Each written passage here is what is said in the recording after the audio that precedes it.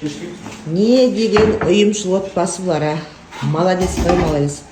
Келіншегі қамыр сабатыр. Мына жақта күйеуі ет көріп жатыр. Ей. Ет көріп жатыр, молодец. Неге дейсіздер ғой? Бұл екеуі үйлерінде қонақ күтіп жатыр. Абысында. Бақытты болсын достар. Жанымызға. Міне. Мамасының қолдырауында не қылдеймін? Мамасының көмекшілері. Привет. Осындай. Қалай аты мынау? Бешбармақ емес қой? Нан салма. Нан салма. Как вкусно.